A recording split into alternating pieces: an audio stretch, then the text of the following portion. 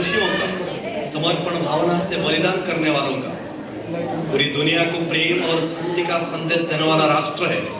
वाह, देखिए तो भारत माँ के लाडले किस कदर खुशी से नाच रहे हैं। इन मस्तानों का टुली के साथ उस वक्त सारा भारत झूम रहा था, क्योंकि यह दृश्य है आजादी के जश्न का। हजारों बलिदानों के बाद स्वतंत्र हुए भारत का, माँ को श्रृंखला मुक्त कर नाचते हुए, खुशी मनाते हुए भारत माँ के सपूतों का।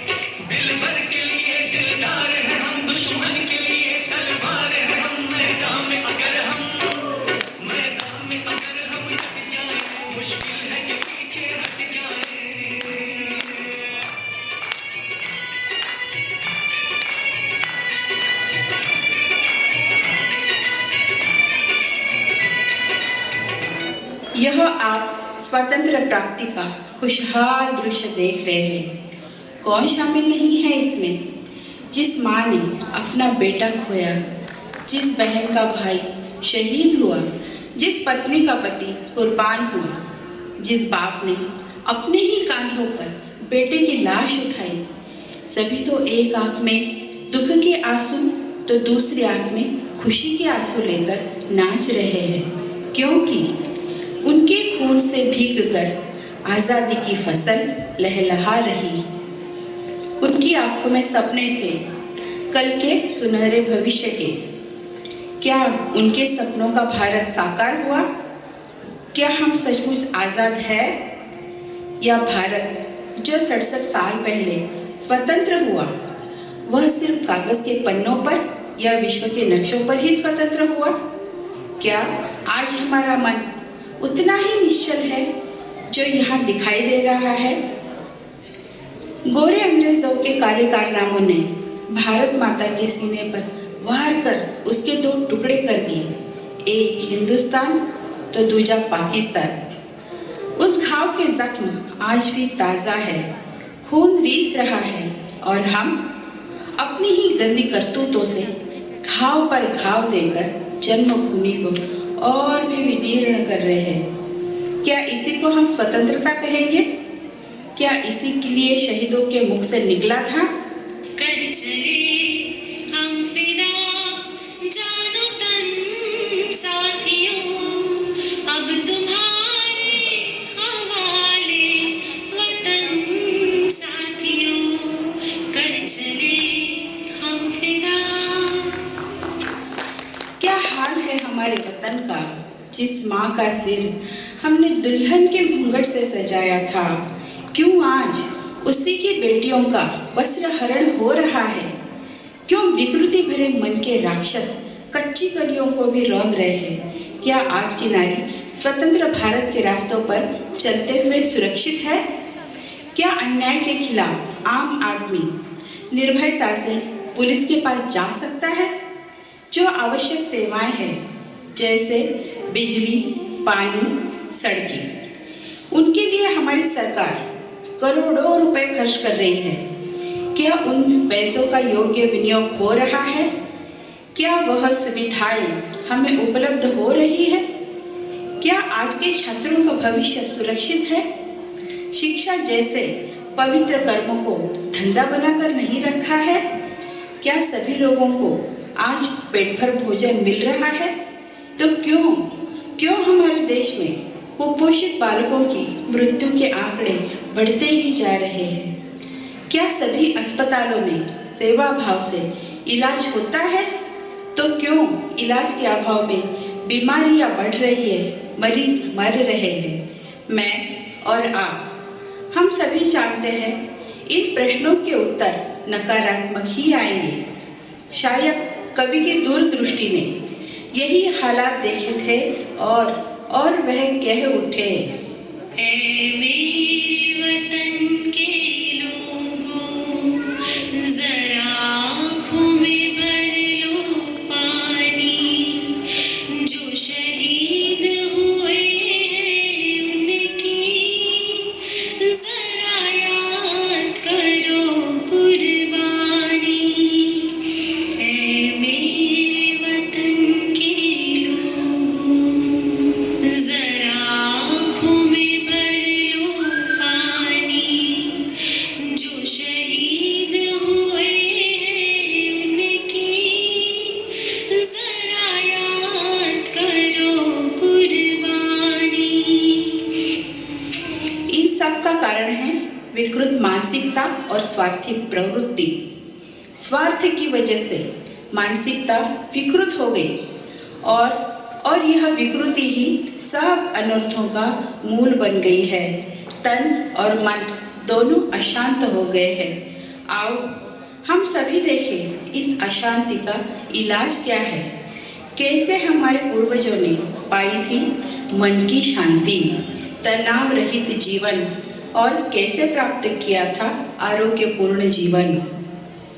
भारत एक ऐसा देश है जिसकी प्राचीन संस्कृति आज भी अनेक आधुनिकताओं को अपने आप में समाहित कर शान से उन्नत मस्तक है। त्याग, सेवा, समर्पण भावना, परस्पर विश्वास और कर्म प्रधान प्रवृत्ति, इन्हीं मानवीय धन पर भारत के संस्कार टिके हुए हैं। स्वामी विवेकानंद जी ने हमें राष्ट्र निर्माण के लिए त्याग और सेवा, यह दो मूल मंत्र दिए। मानवता की सेवा ही ईश्वर सेवा है। वो कहते थे, man making nation building, be and make. मानव निर्माण से राष्ट्र निर्माण सुनिश्चित है। इसी मानव निर्माण के लिए हमारे ऋषि मुनियों ने हमें योग विद्या का अनमोल उपहार दिया। योग विद्या को अपनाकर मात्र मानव नहीं, मानव से महामानव, महामानव से देव मानव, देव मानव की यात्रा शुरू होती है अनंत की ओर। आप सभी जानते ही हैं, हमारे वेदों, उपनिषद तथा भगवद गीता में इस लक्ष्य को प्राप्त करने के लिए मुख्यतः 4 मार्ग खुले हैं। वह है कर्मयोग, भक्ति योग, राजयोग और ज्ञान योग। इन्हीं योगों का महत्व समझाते स्वामी विवेकानंद जी के मुख से यह प्रेरणादायी शब्द निकले हैं। Each soul is potentially divine. The goal is to manifest this divinity within by controlling nature, external and internal. Do this either by work, karma yoga, or worship, bhakti yoga, or psychic control, raj yoga, or philosophy, jnana yoga, by one or more or all of these, and be free. This is the whole of religion. मित्रों, आइए यही मार्ग सुलभता से समझने के लिए कुछ दृष्टांत कहानी द्वारा समझने की कोशिश करें। प्रणाम गुरुदेव। सुखी हो वत्स, आओ बैठो, कहो किस कर्म हेतु आगमन हुआ है।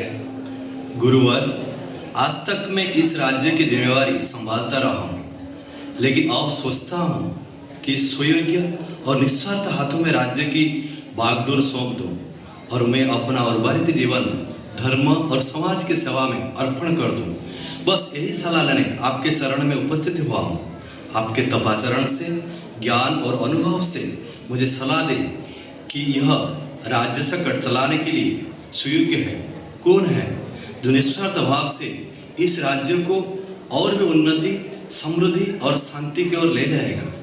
पुत्र, आपको मुझ में यदि ये गुण दिखाई देते हैं और अगर मैं आपको सुयोग्य लगता हूँ तो आप ये राज्य मुझे दान कर सकते हैं। मैं इसे स्वीकार करने के लिए तैयार हूँ। यह तो मेरा अहोभाग्य है महात्मन। आज से इस राज्य के आप अधिकारी हैं गुरुदेव। आज से मैं आपका राजसेवक हूँ। आप जो भी कार्य मुझे सौंपेंगे ये मेरा सर माथे पर होगा। आपकी सेवा कर मेरा जीवन सफल हो जाएगा।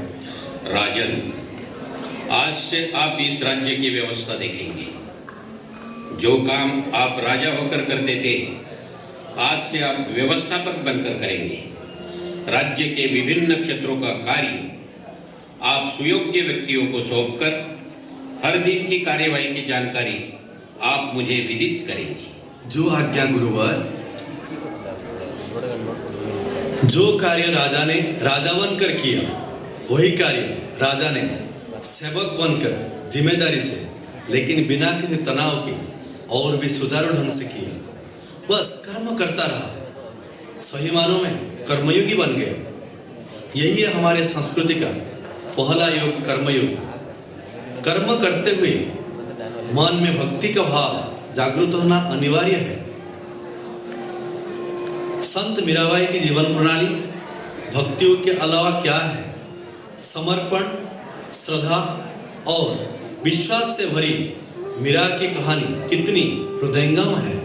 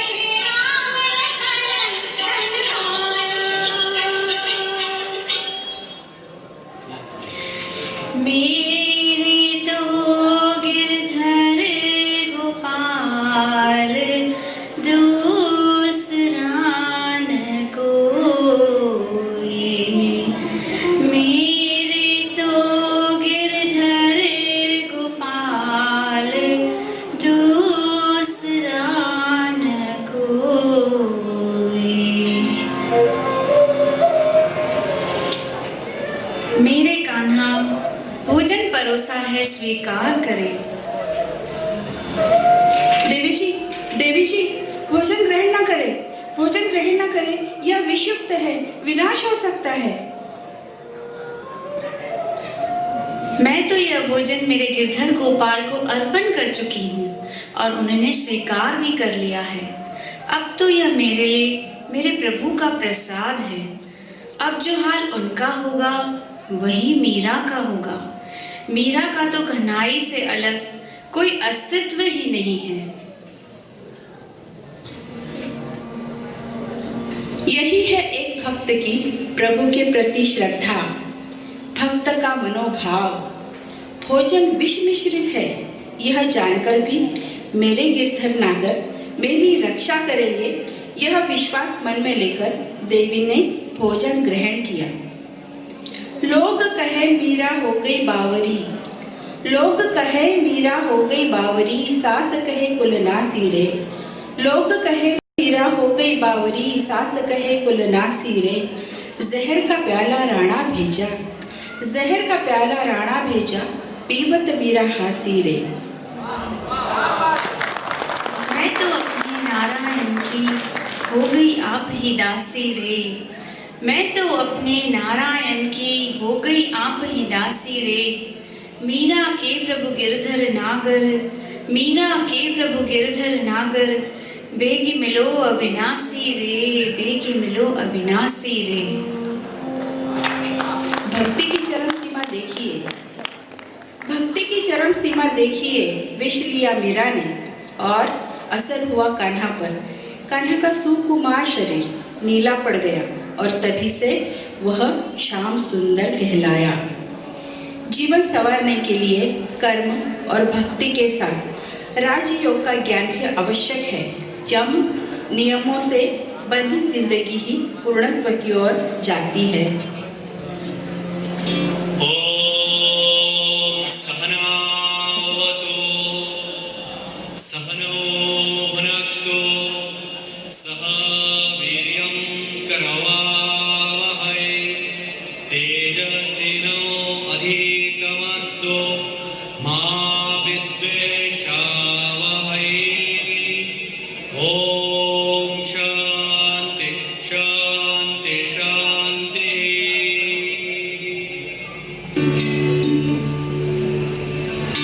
मैं अष्टांग योग की पहली सीढ़ी हूं।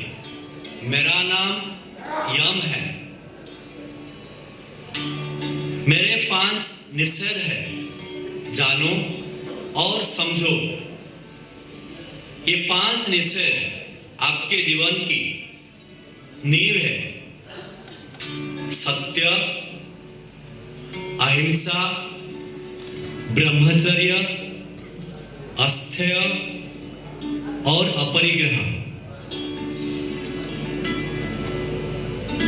मैं अष्टांग योग की दूसरी सीढ़ी हूं और मेरा नाम नियम है।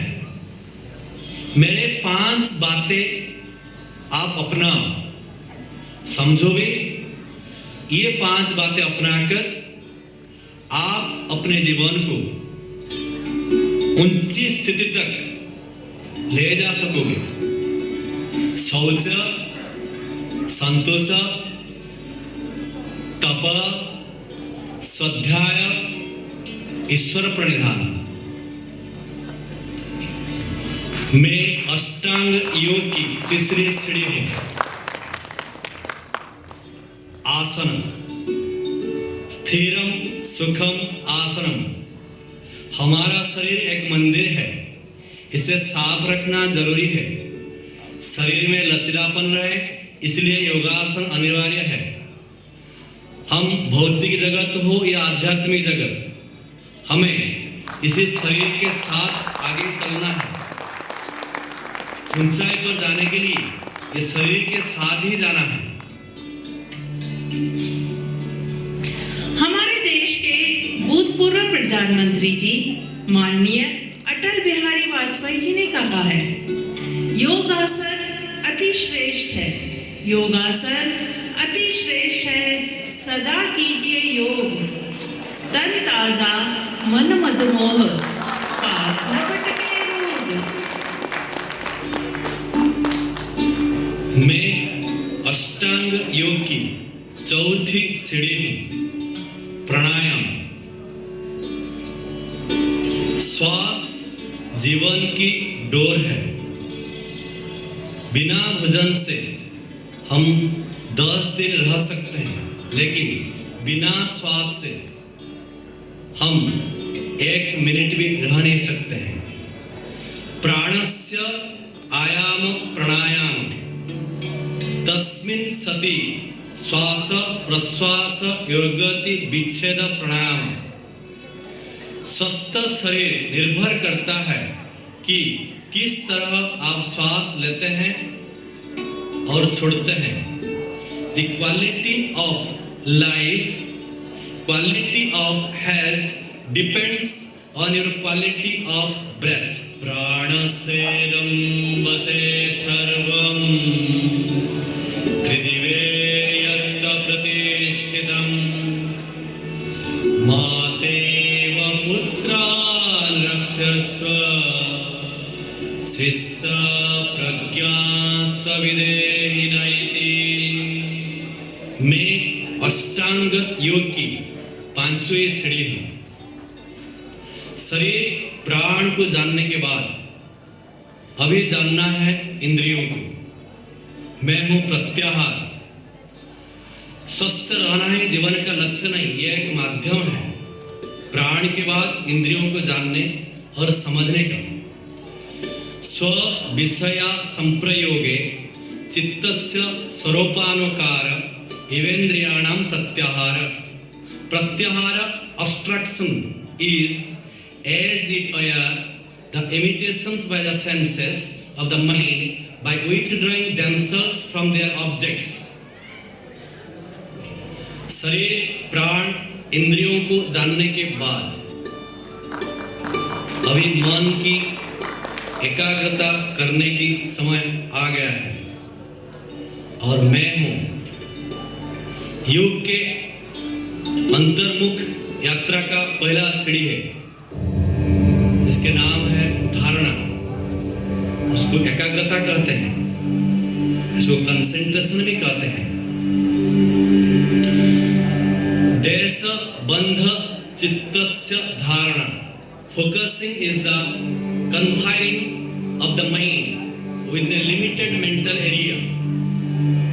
Object of focusing is called dharana.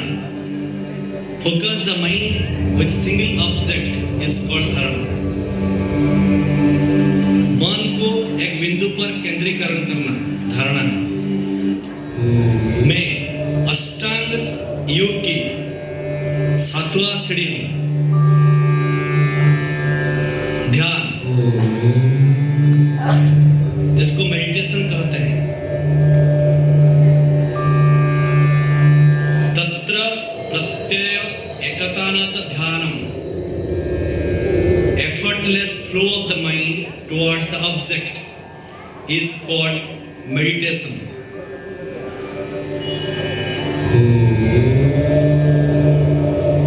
प्रयास रहित एकाग्रता को ध्यान कहते हैं।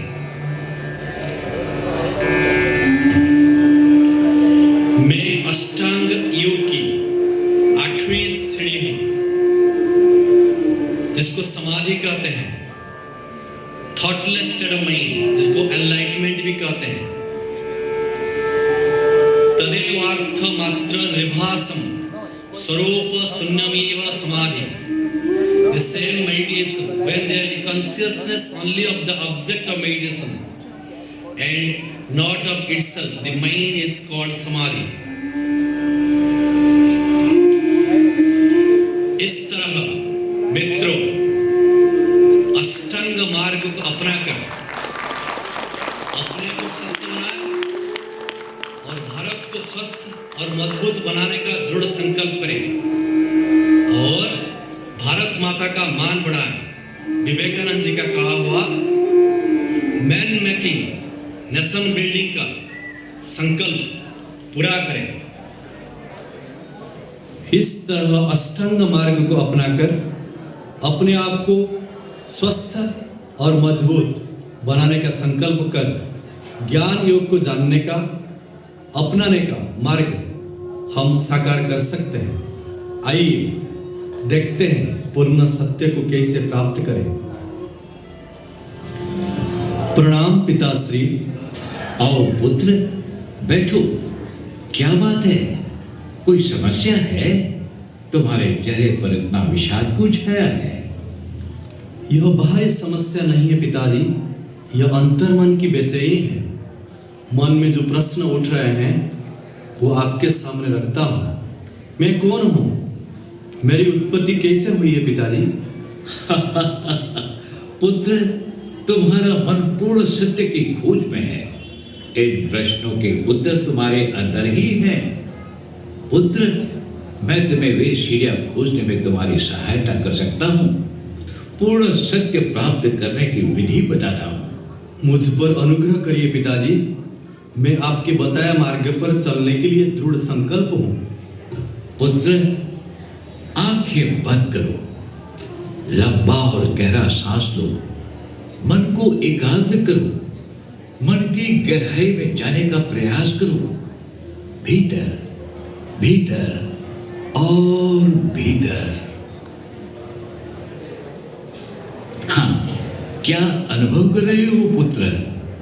अद्भुत, अद्भुत पिताजी, मेरी समझ में आ रहा है। सभी की उत्पत्ति अन्न से हुई है, अन्न से सभी की उत्पत्ति हुई है। मुझे खुशी हुई तुम्हारी विचारधारा सही दिशा में प्रवाहित है।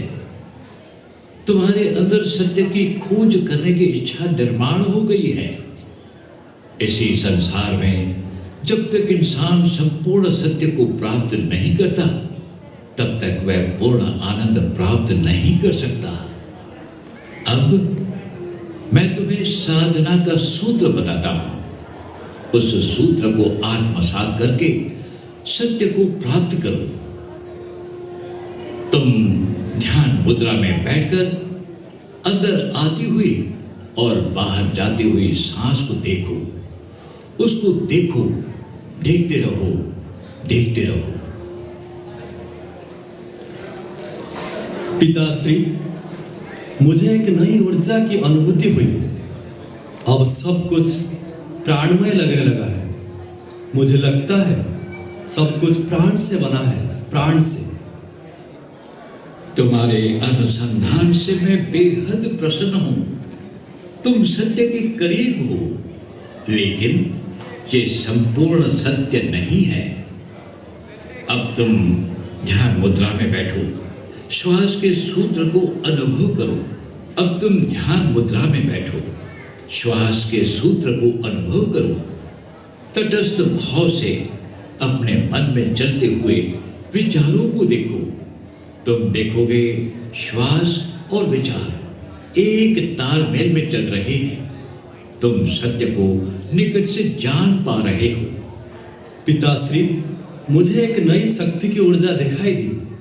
वाह, मैंने सत्य को जान लिया।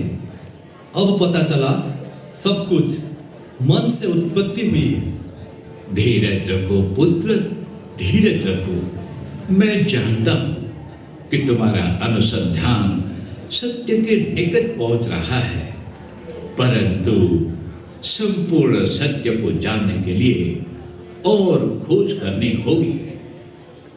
मेरी समझ में नहीं आ रहा। मुझे हर बार ऐसे लगता है मैंने सत्य को पा लिया है। मैं आज अपने आप को आपके सामने समर्पित करता हूं। आज तक आपको मैंने पिता के रूप में देखा है, परंतु आज से आप मेरे गुरु हैं। गुरुदेव, मुझे मार्गदर्शन दीजिए। मैं संपूर्ण सत्य को जानना चाहता हूं। तथास्तु वत्स, तुम्हारी प्रगाढ़ निष्ठा, भक्ति और धैर्य शक्ति तुम्हें जरूर मंजिल तक पहुंचाएगी।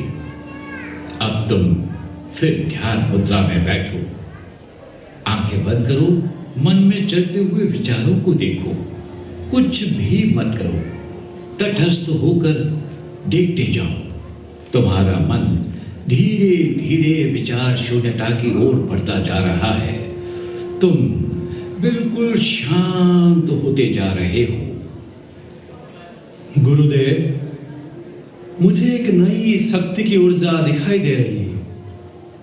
वो है विज्ञान। लगता है सब कुछ विज्ञान से बनी है। शून्य, परम शून्य, शून्य, शून्य, शून्य। ओम। वत्स, आंखें खोलो। तुमने पूर्ण सत्य को प्राप्त कर लिया है। गुरुवर, अब मेरा मन निशंक हो गया है। मेरे सारे प्रश्नों के उत्तर मिल गए हैं।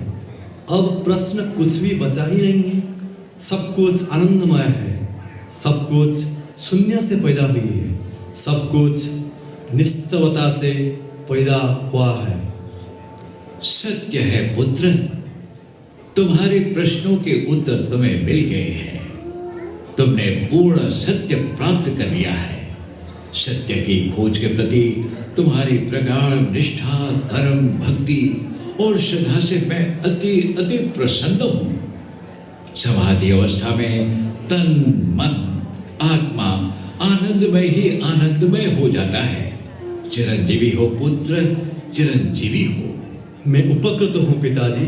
बहुत बहुत धन्यवाद।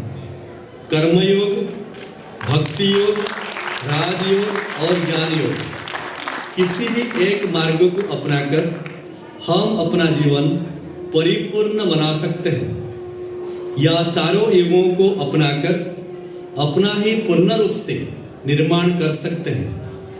खुद के निर्माण से मानव समाज निर्माण, समाज निर्माण से राष्ट्र निर्माण कर एक आदर्श, संपन्न, खुशहाल और आरोग्य संपूर्ण देश बना जा सकता है और साथ साथ मुक्ति प्राप्त करके जीवन सार्थक बना सकते हैं।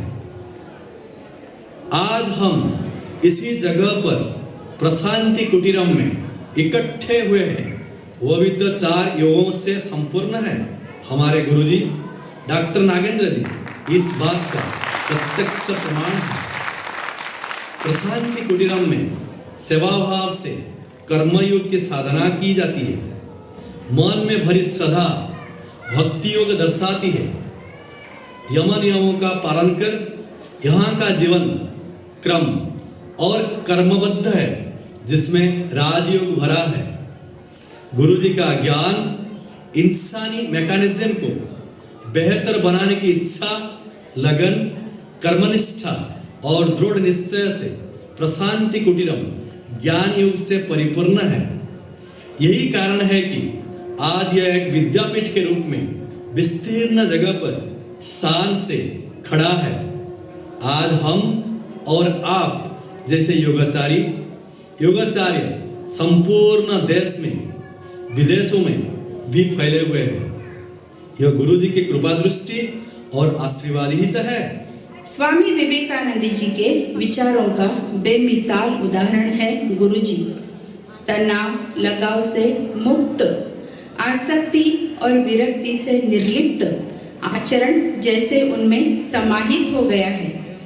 गुरु जी के अथक परिश्रम से एस व्यासा जैसी मानव निर्माण की संस्था स्थापन हुई है, जहां पर चारों योग का ज्ञान मिलता है।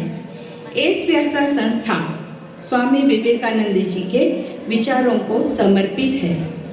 हम यहाँ भाग्यशाली हैं जो यहाँ ज्ञान प्राप्त कर जीवन के प्रति एक सकारात्मक और नई दृष्टि प्राप्त कर सकते हैं। इस संस्था में आकर हम अपना नया जीवन शुरू कर सकते हैं। इसलिए हमारे प्रेरणा स्रोत स्वामी विवेकानंद के लिए हृदय की भीनी भावना से होठों पर शब्द कमल खिलते हैं। स्वामी जी की जीवन गाथा आओ सब मिल गाए हम। ये है भारत भाग्य विधाता, इनको गले लगाए हम, इनको गले लगाए हम।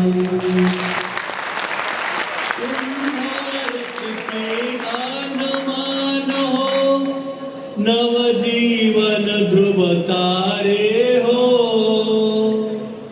तुम्हारी जय जय बनी रहे। अब हम सब पाँव पखारे, हम सब पाँव पखारे। जय हो स्वामी जी की जय जय, परमहंस के प्यारे तुम। जय जय बनी रहे भारत, मंदिर के अमर सितारे तुम, मंदिर के अमर सितारे तुम। स्वामी जी की जीवन गाथा आओ सब मिल गाए हम। ये है भारत भाग्य विधाता, इनको गले